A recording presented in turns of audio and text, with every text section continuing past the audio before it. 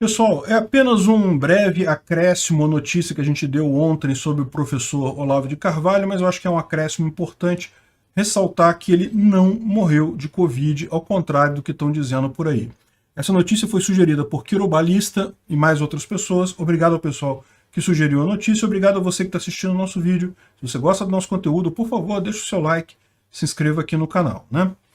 Pois bem, muito triste a notícia ontem, que a gente comunicou aqui também, ficamos todos sabendo da morte do Olavo de Carvalho. Como eu falei naquele vídeo, de fato, ele teve Covid no dia 16 de janeiro, mas como eu avisei no vídeo, a família tinha falado já no dia 16, que eles comunicaram esse fato, quando ele já estava melhor da Covid, ele já estava se recuperando da Covid, né?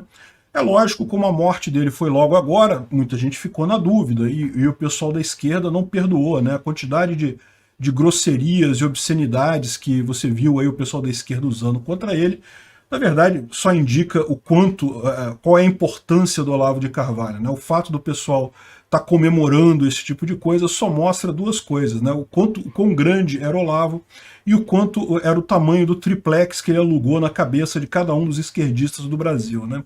Enfim, o fato é que muitos desses esquerdistas, dentro das várias grosserias que foram faladas ali, falaram coisas do tipo: ah, tá vendo, ele fez pouco da Covid, ele não se vacinou e morreu de Covid, ou coisas do gênero, tá? E como eu falei no vídeo de ontem, isso é irrelevante, isso não quer dizer absolutamente nada no final das contas, é uma perda tão grande. Se foi de Covid, se não foi, não faz diferença nenhuma no final das contas. Mas só para deixar o registro claro aqui, eu acho importante ressaltar esse tipo de coisa. O médico dele, o Dr. Ahmed Youssef El Tassa, fez um esclarecimento ontem, na condição de médico particular, há 35 anos, do professor Olavo de Carvalho, falecido ontem, dia 24 de janeiro, no estado da Virgínia, informa oficialmente que, de acordo com os boletins médicos emitidos nos últimos dias pelo Hospital John Randolph Medical Center, a morte foi deflagrada por insuficiência respiratória aguda por DPOC, insuficiência cardíaca congestiva, pneumonia bacteriana e infecção generalizada, causada pela bactéria Staphylococcus aureus resistente à meticilina, geralmente referida pelas siglas SARM ou MRSA, as condições que levaram a eventos tromboembólicos generalizados por coagulação intravascular disseminada em múltiplos órgãos. Ou seja, o que ele está dizendo aqui, ele resumiu em termos leigos aqui. Isso aqui foi o comunicado em termos técnicos, né? Em termos leigos, ele falou, ele sofre de uma doença broncopulmonar obstrutiva crônica, no caso, enfisema pulmonar. Não é segredo de ninguém que Olavo fuma, e fuma bastante, e enfisema é um problema crônico bastante sério, principalmente para quem fuma, e ele sofreu, no caso, um enfisema pulmonar, e não tem qualquer relação com Covid, é um problema crônico. Qualquer pessoa com enfisema crônico, quando pega pneumonia, é quase um sinônimo de morte, né? E como explicou bem aqui, na verdade foi uma bactéria, uma pneumonia bacteriana e não causada pela Covid. Ele chegou a ter Covid, ele se recuperou da Covid, porém, dias depois, ele teve um agravamento devido a essa infecção. Provavelmente, se era uma bactéria e uma bactéria resistente a antibióticos, não está descartado ser uma infecção hospitalar. Ou seja, ao contrário do que anda espalhando a esquerda e ao contrário do que andam falando, não, ele não morreu de Covid. Não que isso faça grande diferença, como eu disse. A notícia é muito triste de um jeito ou de outro, coisa e tal, mas eu acho que o próprio professor iria gostar que esse registro ficasse claro, que ficasse bem claro que não foi isso que matou ele. Tinha outros problemas, ele já é uma pessoa de idade, infelizmente, né, da morte nenhum de nós vai escapar, mas realmente não foi a Covid neste caso, ao contrário das fake news que vocês estão vendo aí diariamente em toda a imprensa e a mídia tradicional, né? Normal, como eu falei, isso só mostra a importância do Olavo, o quanto ele alugou a cabeça dessas pessoas, o quanto esse pessoal está realmente focado, vidrado nele, né? E isso é uma coisa boa, porque, como eu falei para vocês, eu tenho certeza que as ideias do Olavo vão durar ainda por muito tempo, não vão acabar com ele de forma alguma, né? Tem muita gente que seguia pelo Olavo, e isso é até mais do que isso, tá?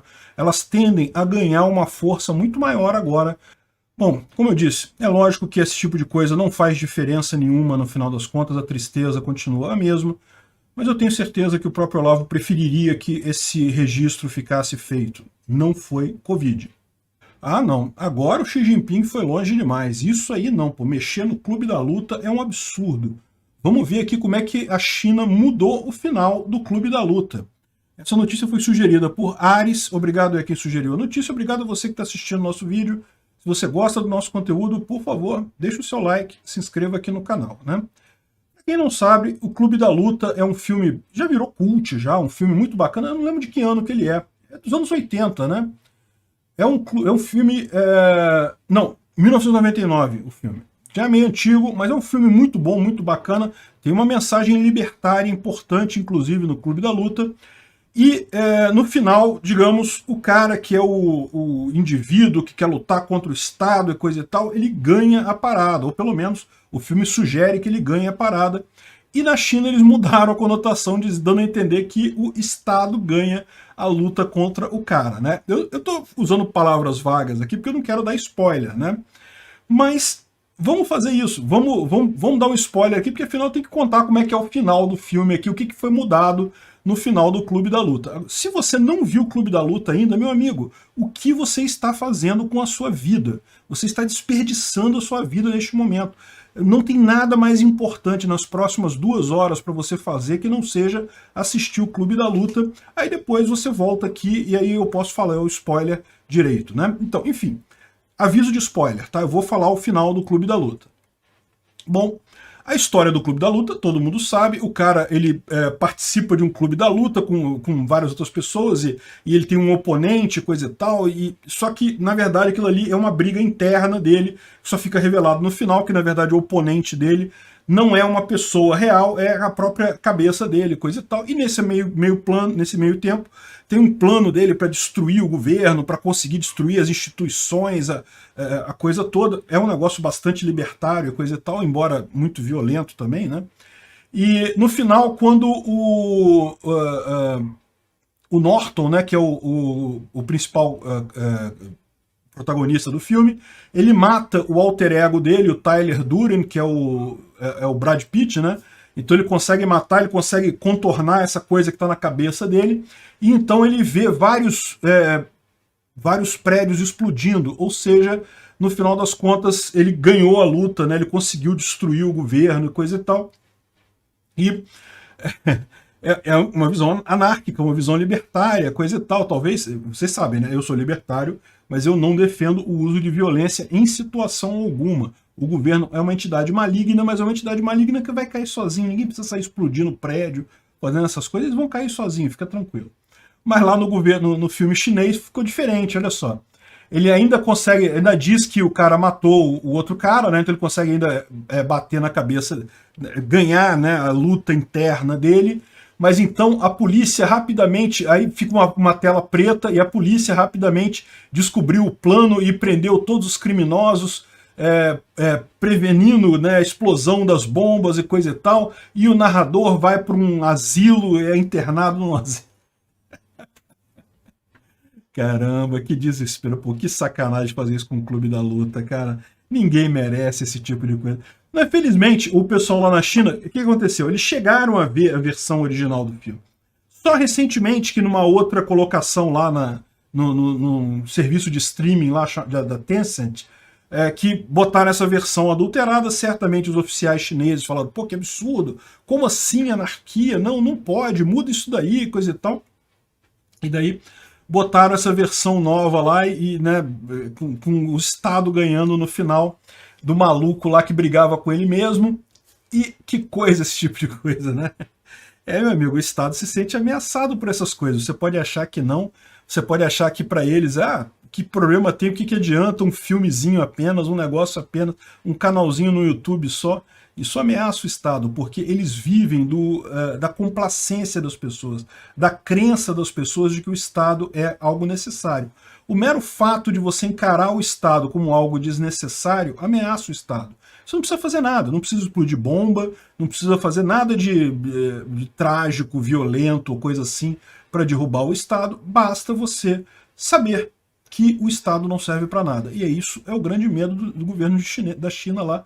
Xi Jinping tá puto, meu amigo. Xi Jinping não gostou, não. Tá Rapaz, o pessoal do FMI está preocupado em pedir para El Salvador acabar com o Bitcoin como moeda legal. Olha que coisa, vamos entender essa notícia. Essa notícia foi sugerida por Trinity81, Matias Oliveira e mais um monte de gente. Obrigado ao pessoal que sugeriu a notícia, obrigado a você que está assistindo o nosso vídeo. Se você gosta do nosso conteúdo, por favor, deixa o seu like, se inscreva aqui no canal, né? Então, olha que coisa legal, né? A gente está sabendo qual é a história, né? O FMI, ele pediu ele urgiu, ou seja, falou que era uma coisa urgente de se fazer. Por favor, faça isso rápido. O El Salvador para tirar o Bitcoin como legal tender, como padrão legal. Vocês sabem, hoje o Bitcoin lá no El Salvador é uma moeda como outra qualquer, você pode comprar qualquer coisa, o comerciante não pode recusar a moeda e coisa e tal, então ela tem força legal e coisa e tal.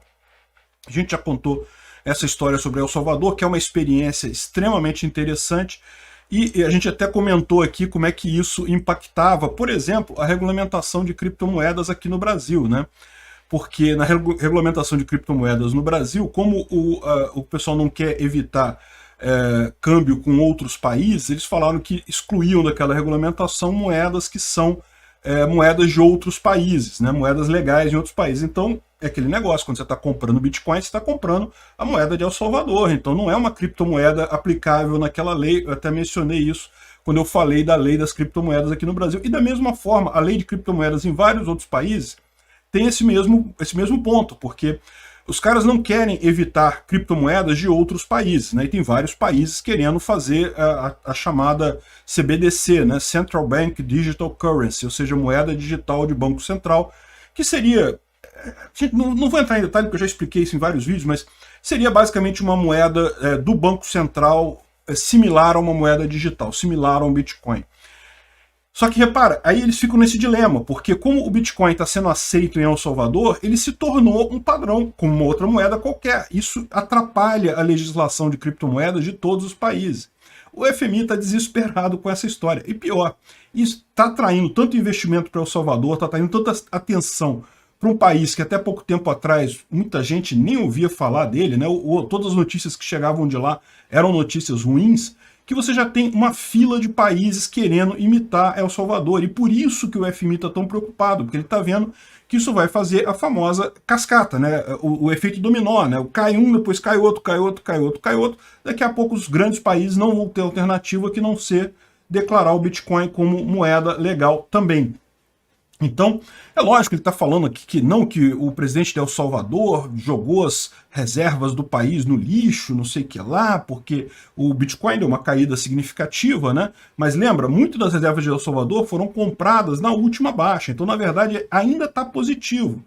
Mas, enfim, estão criticando pra caramba El Salvador por conta disso, estão aproveitando esse momento justamente para tentar dissuadir El Salvador dessa lei Bitcoin, porque na visão deles está causando problemas. Eles sabem que o Bitcoin é perigoso, o Bitcoin ameaça esses países ricos, essas pessoas muito ricas no mundo, permite que as pessoas façam negócios sem interferência estatal e dessa forma dá muita liberdade econômica para todo mundo. Não é à toa que o FMI está tão preocupado, né? Ele tem que estar preocupado mesmo. E ele falou que está preocupado também com a e-wallet, que a carteira lá que é ativo, né? Que é a carteira que o pessoal usa lá em El Salvador, que ela teve alguns problemas, pessoas perderam dinheiro e coisa e tal, e olha só, é verdade, teve problema sim, tá? É o que eu falo para você. Essa implementação do uso do Bitcoin em larga escala vai ter problemas. Assim como o Pix aqui no Brasil teve problemas também, o pessoal até aprender a usar, até entender como é que funciona a coisa de verdade, cai em golpe, tem erro, faz sem querer transferência de dinheiro, tem um monte de problema que você pode ter. Mas você não vê o FMI, por exemplo, reclamando do Pix no Brasil. Não, o Pix tudo bem. Por quê? Porque é moeda estatal. A preocupação deles com El Salvador é porque o Bitcoin não é uma moeda estatal, na verdade, é uma moeda independente de país, né? E eles também falaram para evitar que El Salvador emita bonds ligados ao Bitcoin, que é um plano que El Salvador está tendo justamente para construir aquela cidade lá e coisa e tal.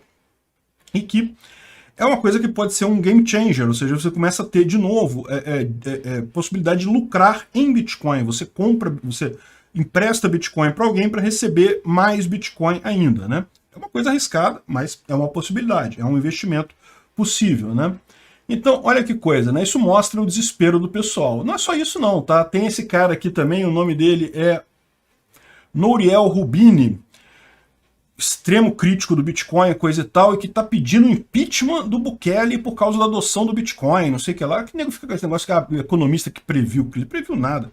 Se tivesse previsto, estava rico. Que previu mesmo a crise de 2008, eu acredito que previu, foi o Michael Burry, porque ele ficou rico com isso. Esse cara aí, meu amigo, pode ter falado abobrinha, mas prever mesmo não previu, porque não ficou rico com isso.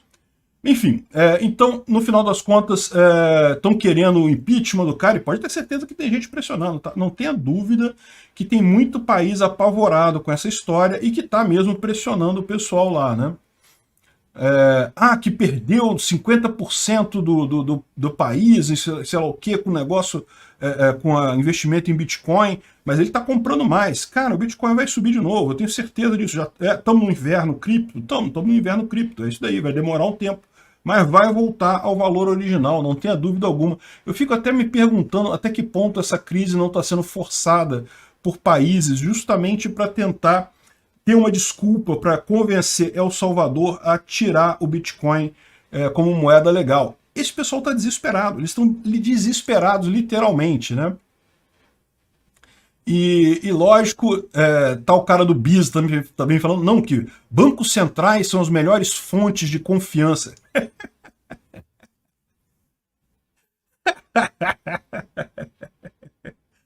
Filho, confia mesmo em Banco Central. Boa sorte para você, viu?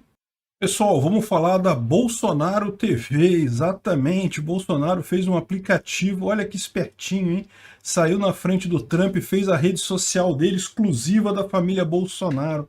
Vamos entender como é que funciona esse negócio. Essa notícia foi sugerida por Anderson Silva, José Neto e mais um monte de gente. Obrigado a todo mundo que sugeriu a notícia. Obrigado a você que está assistindo o nosso vídeo. Se você gosta do nosso conteúdo, por favor, deixe o seu like, se inscreva aqui no canal, né?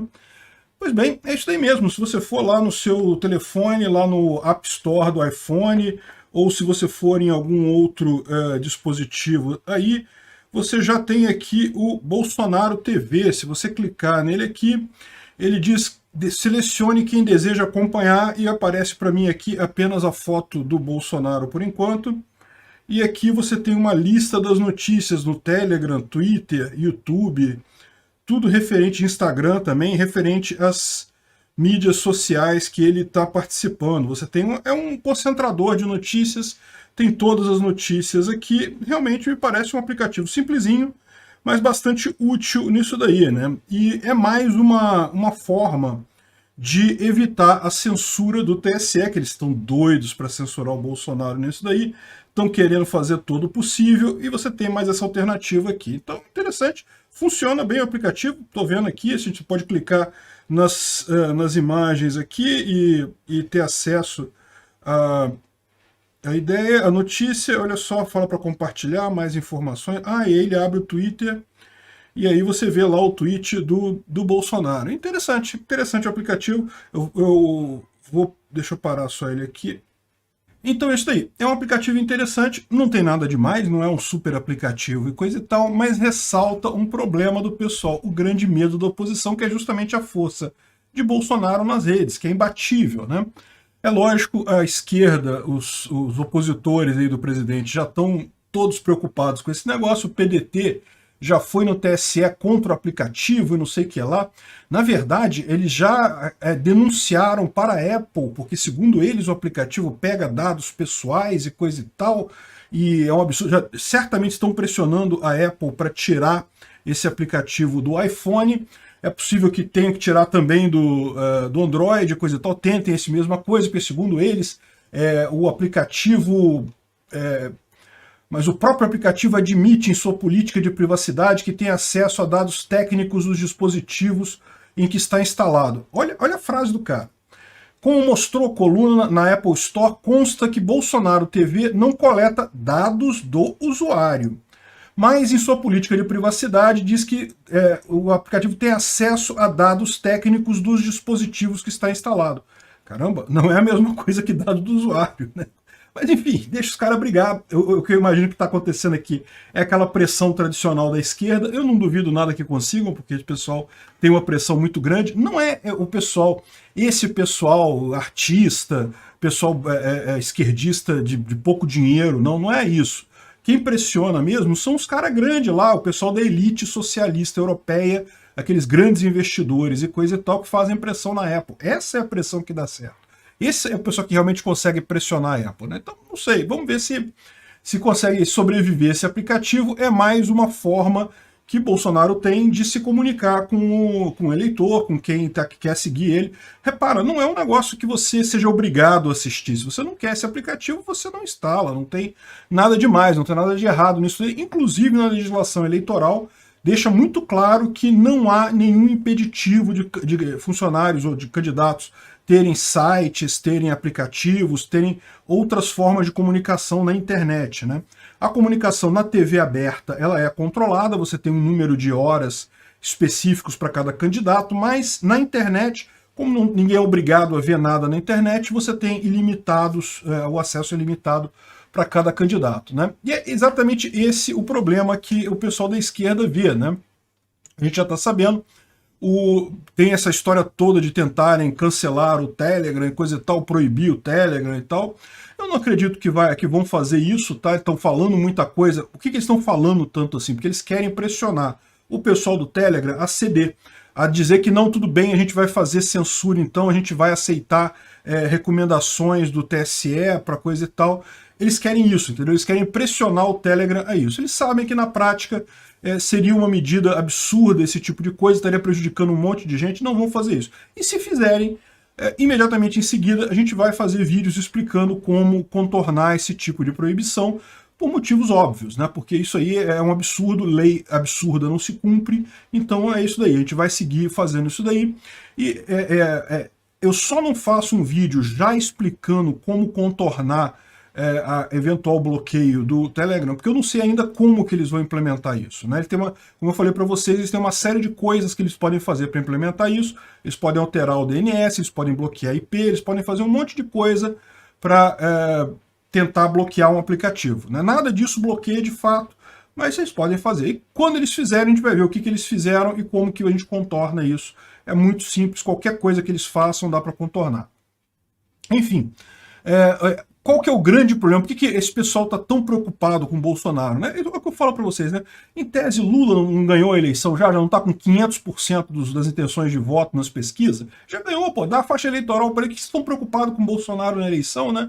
No entanto, é aquele negócio que eu falo para vocês, eles sabem que essa pesquisa é furada, eles estão preocupados com isso, justamente porque eles sabem que ninguém está levando a sério essas pesquisas. Nem o pessoal da esquerda está levando a sério. A prova disso é o fato de Lula não conseguir organizar um governo, organizar os candidatos a ministério, esse tipo de coisa, justamente por quê? Porque ninguém quer se associar ao Molusco, sabem que ele vai ser trucidado nessa campanha, né? E aqui tem um outro ponto que o pessoal fala, que justifica por que querem barrar o Telegram, querem tirar o aplicativo do Bolsonaro, que não tem nada demais, é um aplicativo simplesinho, não tem nada de elaborado nisso daqui, né? Querem tirar o aplicativo do Bolsonaro do ar, não sei o que lá, por quê? Porque na internet não tem ninguém que chegue sequer perto de Bolsonaro em interações, né? Segundo uma pesquisa que fizeram aqui, na internet, Bolsonaro é 10 vezes maior que todas as outras pessoas, em número de inscritos, em número de interações e coisa e tal. É verdade que nem toda interação é positiva na internet. Bolsonaro tem muita interação também, porque tem muita gente criticando ele, né? Mas no final das contas a gente sabe como é que funciona a internet. Quem tem mais interação acaba prevalecendo, acaba aparecendo mais para o maior número de pessoas, né?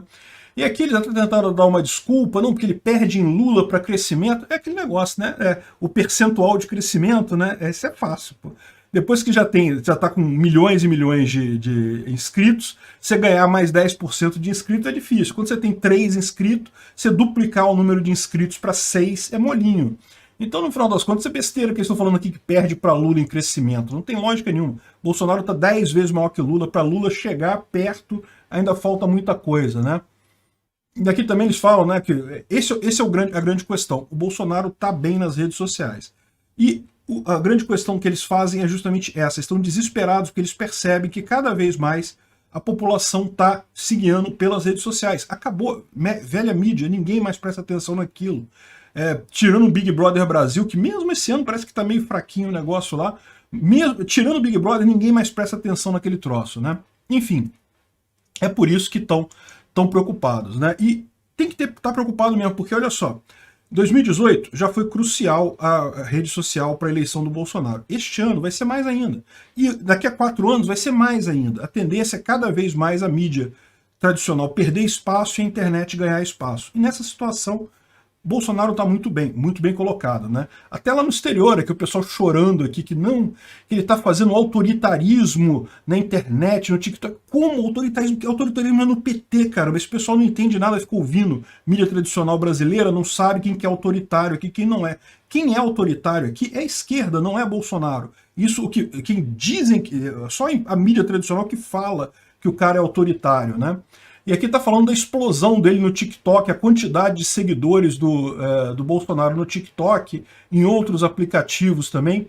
E estão falando que ele está querendo imitar a tática do Nayib Bukele, que chama ele mesmo de o ditador mais legal do mundo, né?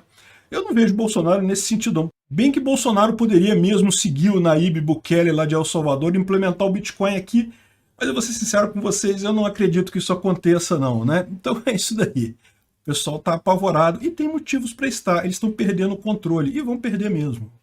Pessoal, a entrada do Brasil na OCDE, ou segundo eles estão chamando aqui, Clube dos Países Ricos, foi aprovada, tá? O convite para começar o processo para entrar. Vamos entender esse assunto. Essa notícia foi sugerida por Rodolfo Andrello, Babu e mais um monte de gente. Obrigado ao pessoal que sugeriu a notícia, obrigado a você que está assistindo o nosso vídeo. Se você gosta do nosso conteúdo, por favor, deixe o seu like, se inscreva aqui no canal, né? Então, pois bem, a notícia é essa, né? O Brasil foi convidado a formalmente iniciar o processo para entrar na OCDE. Veja, o Brasil já queria entrar na OCDE há algum tempo, tá? A solicitação para entrar na OCDE formalmente foi feita em 2017, na gestão do Temer, tá? Bolsonaro queria muito avançar isso daí. Qual que é a vantagem de um país entrar na OCDE? É simples, é que ele passa a ter um grau, uma qualificação para investimentos, para receber dinheiro, para participar de projetos internacionais muito maior. É uma espécie de certificação ISO 9001, não tem essas empresas que fazem essa certificação por aí, coisa e tal. Você garante que você tem uma organização razoável do seu estado, que a economia tem determinadas regras. É principalmente referente à economia, tá? Mas não é só referente à economia. A gente vai ver, tem algumas regras também para liberdade econômica, liberdade individual, garantia de acesso à informação, à justiça. Então tem uma série de regras também que beneficiam outros aspectos da vida humana, né? Pois bem, então, por que só entramos agora, né? Está meio atrasado isso, a gente solicitou em 2017, estamos em 2022, foram 5 anos nesse processo. E isso tem uma explicação, tá? Na verdade tem duas explicações.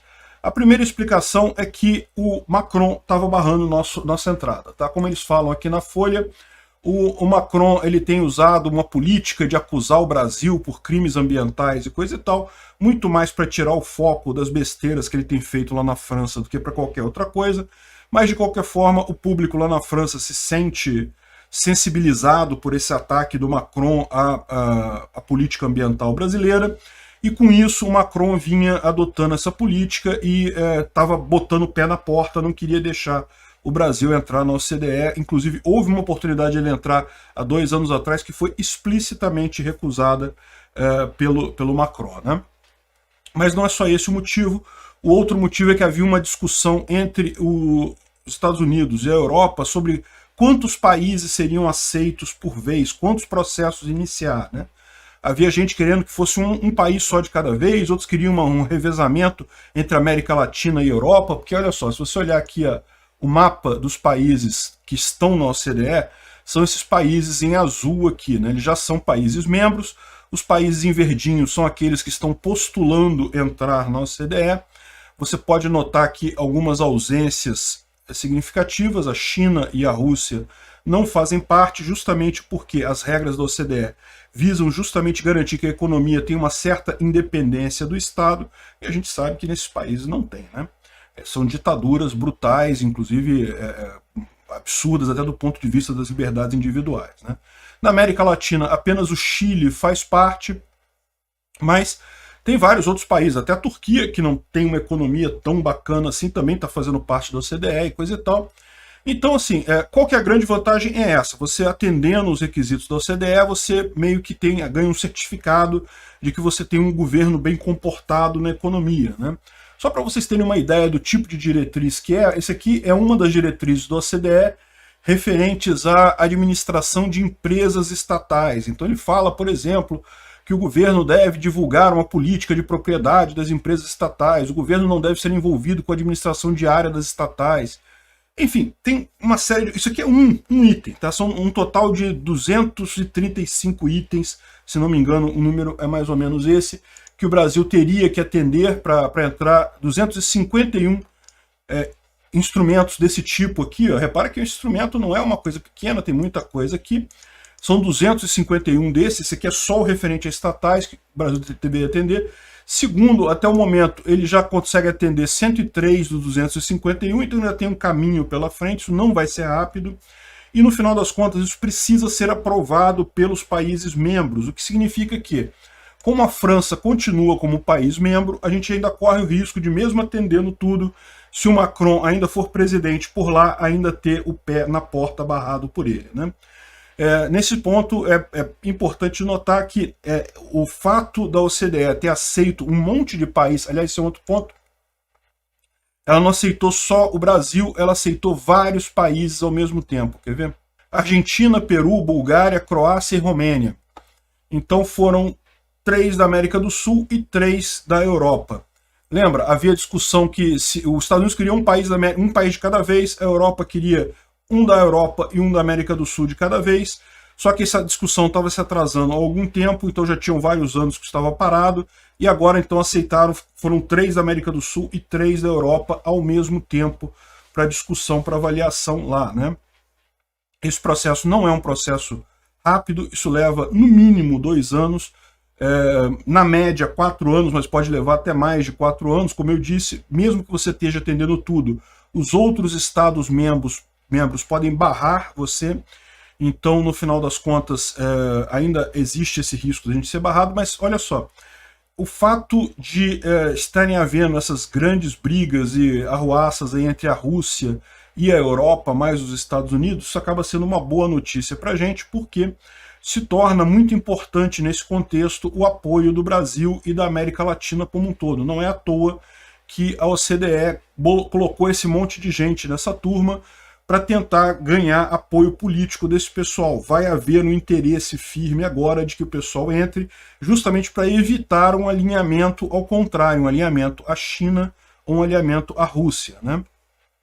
Enfim, do ponto de vista da liberdade, é uma coisa importante para a gente a entrada na OCDE, porque além dos aspectos econômicos, que é uma coisa positiva de qualquer forma, também existem uma série de garantias a liberdades individuais, liberdade de imprensa, justiça isenta e esse tipo de coisa, né?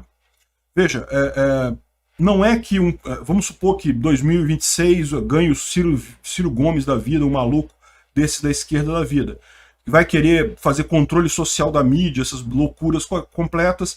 O que acontece? Se fizer isso, o Brasil é expulso da OCDE, vai perder uma grana em investimentos.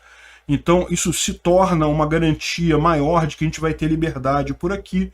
Não é que não possa acontecer uma ditadura, mas se torna menos possível, né?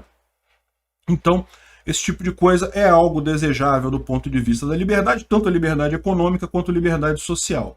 Outro ponto interessante de ver isso daqui do aspecto libertário é justamente entender que você tem aqui a mesma coisa que um ancapistão. Repara como os países eles estão aceitando regras. Isso aqui é uma camada de lei, é um monte de lei que o Brasil está aceitando obedecer e não precisava, é voluntário, né? É o que eu falo, a ética libertária é muito clara, você só é obrigado a atender mesmo a ética libertária, não iniciar agressão contra a pessoa pacífica. Agora, é lógico que para você ter uma convivência social saudável, uma convivência social prazerosa, existem outras regras que devem ser obedecidas. Você não deve falar muito, fazer muito barulho, você não deve jogar fumaça na casa do seu vizinho. Tem um monte de outras regras que são recomendáveis de você atender. E as pessoas tendem a aceitar essas regras, por quê? Porque é melhor para todo mundo.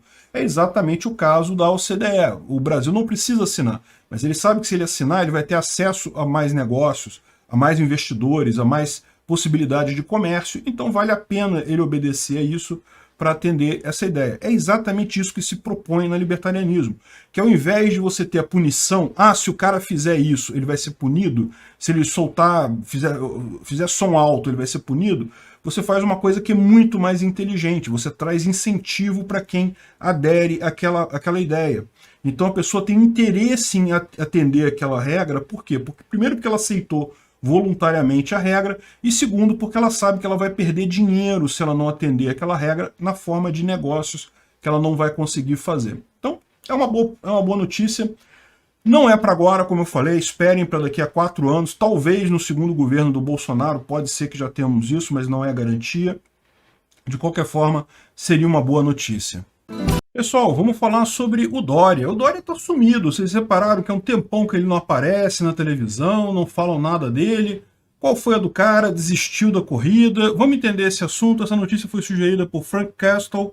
Obrigado a quem sugeriu a notícia. Obrigado a você que está assistindo o nosso vídeo. Se você gosta do nosso conteúdo, por favor, deixe o seu like e se inscreva aqui no canal, né? Pois bem, segundo a coluna do Guilherme Amado aqui falando sobre o Dória, a questão toda é que ele quer se afastar da polêmica depois da eleição lá nas prévias do PSDB, né? As prévias do PSDB foram desgastantes, teve muita briga, então ele está evitando se expor muito neste momento para preservar a unidade do PSDB. Essa é a desculpa oficial do Dória para esse assunto, né? Olha só, é possível que seja isso? Sim, é possível, né? A gente sabe que é um assunto delicado, o PSDB, embora ele tenha ganho, né, a maioria lá tenha votado no Dória, existe uma grande insatisfação, tem muitos setores no PSDB que ainda encaram o Dória como uma pessoa externa, então isso gerou sim um racha no PSDB. Tem gente no PSDB querendo se aliar ao Lula, para você ter uma ideia. Então, tem gente também querendo se aliar a Bolsonaro, então também está uma bagunça completa o PSDB, né? E a gente tinha falado já sobre isso, eu tinha comentado para vocês que o fato é que ficou muito ruim para o PSDB essa eleição, né? Ele ficou muito sem espaço aqui, né? Segundo eles estão falando aqui, o PSDB encomendou pesquisas que mostram que o João Dória tem uma enorme rejeição. Ele não apenas tem um percentual pequeno de pessoas que dizem que vão votar nele, como tem uma enorme rejeição. E a rejeição é principalmente pessoal, não é nada pela gestão, pela forma como ele tratou a gestão de São Paulo. Eu tenho uma dica sobre isso, tá? O grande problema dessa pandemia todo foi isso. Todo mundo tomou a coisa para o pessoal. Essas medidas de proibir pessoas de sair de casa e essas coisas malucas que esse pessoal inventou, o pessoal levou para o pessoal. Então, no final das contas, é isso que está acontecendo, principalmente com o Dória, que tomou a frente desse negócio, quis se colocar como candidato que vai combater a pandemia, e no final das contas apareceu com uma vacina que é muito menos eficiente e mais cara que as outras que tem à disposição. Acabou que não conseguiu comprovar que o tal lockdown, o tal rigor das normas de segregação conseguisse de fato diminuir a contaminação da doença. E no final das contas, eu acho que isso explica também um pouco por que ele está sumido neste momento. Porque neste momento que a gente está percebendo são as pessoas que acreditaram nesses políticos, né, que não, fica em casa, vou passar álcool em gel nas compras, vou usar 3 máscaras, não sei o que é lá, não sei o que lá, tá todo mundo pegando a Covid nesse momento por causa da variante Ômicron. Não tem problema, as pessoas estão pegando a doença é leve, a variante Ômicron é leve. Para quem se vacinou é leve, para quem não se vacinou também é leve, é um pouco menos leve, tá? Eu continuo achando que para pessoas mais velhas é interessante você se vacinar sim.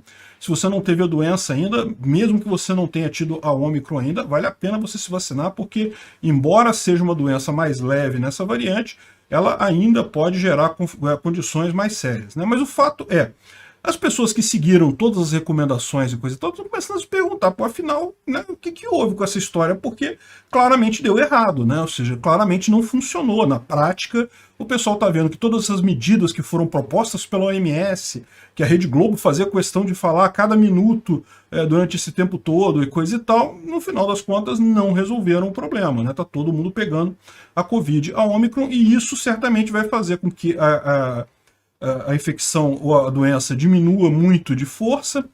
Não estou descartando a possibilidade de haverem outras variantes mais no futuro, mas lembra, quem já teve a doença uma vez, a imunidade natural, ela tem um problema menor quando pega a doença pela segunda vez. Então as próximas variantes, a tendência é que sejam ainda mais leves do que essa, ainda menos preocupantes. A doença vai virar uma doença endêmica, é o que é previsto desde o início aí dessa pandemia toda, né?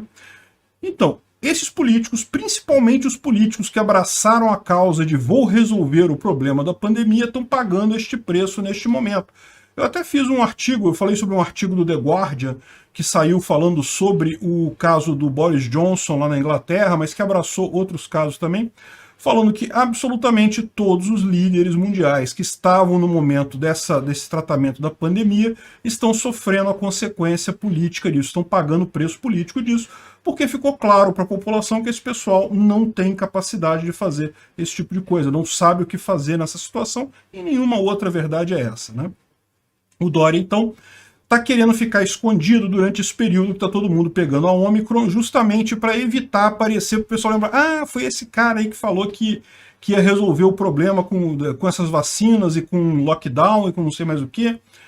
Enfim, né, no final das contas, ele está evitando sumir nesse momento para ver se aparece mais adiante, quando a pandemia tiver acabado, para ver se o pessoal esqueceu que foi tudo um erro dele, que ele não conseguiu resolver nada, e tentar de novo voltar com a história de que ele resolveu o problema da pandemia, né? Eu acho que ele não tem nenhuma chance de qualquer forma. A minha grande dúvida é para que lado vai o PSDB. Eu acho que vai para o Lula, a maior parte dele. Vai ter um deputado ou outro, um parlamentar ou outro que pode ir para o lado do Bolsonaro, mas o grosso do PSDB vai acabar abraçando o Lula nessa eleição. Isso é preocupante, a gente sabe, né? O PSDB sempre foi de esquerda, ele sempre deixou claro, Fernando Henrique Cardoso falava com todas as letras que é de esquerda, então eu não tenho dúvida nenhuma que eles vão acabar colando lá no Molusco, mas no final das contas é realmente muito triste essa história. Como eu falei para vocês, o PSDB ficou sem espaço. Ele antes era o que era visto como o anti-PT, a anti-esquerda. E agora não é mais, né? Não tem mais nada. O que significa o PSDB hoje em dia? Nada. É bem típico mesmo do Dória. Não tem mais nenhum futuro. Obrigado por assistir o vídeo até o final.